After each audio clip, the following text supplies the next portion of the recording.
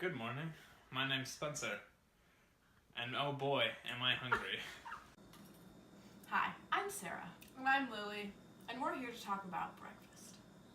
Since we were kids, we were told breakfast was the most important meal of the day. And we wanted to put it to the test.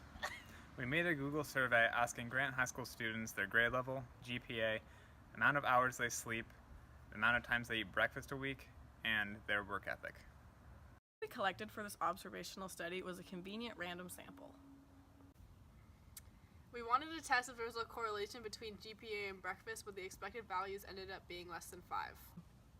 So instead we decided to test if students who said they ate breakfast more than 5 times a week also had a 4.0 GPA.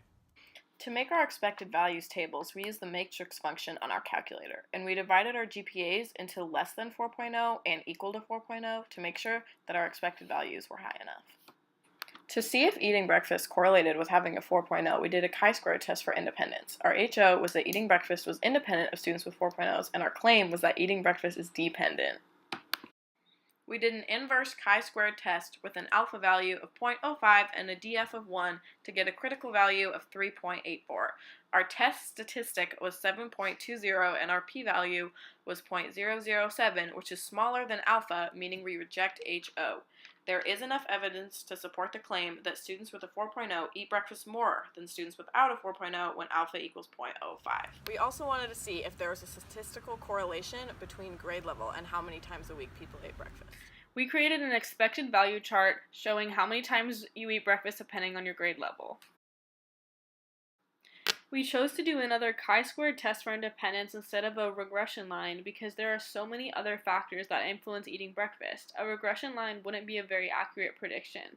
Our null hypothesis for our chi-squared test was that breakfast is independent of grade level, and our claim was that breakfast is dependent of grade level.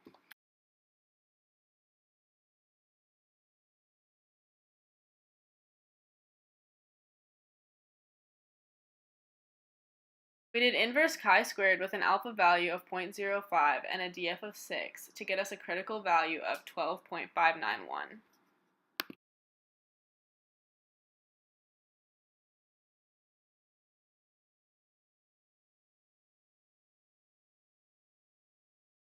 We did stat test C for our chi-squared test in our calculator, and we got a chi-squared value of 5.58 and a p-value of 0.471.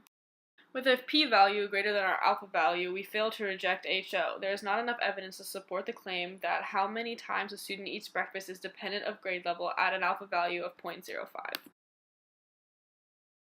We found an article using Google Scholar that studied the breakfast habits of 846 high schoolers and found that sophomores are least likely to eat breakfast.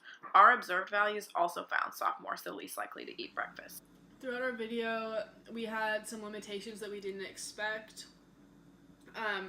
There are factors that influence GPA that we didn't account for. Freshmen tend to have a higher GPA than seniors because high school tends to be easier as a freshman.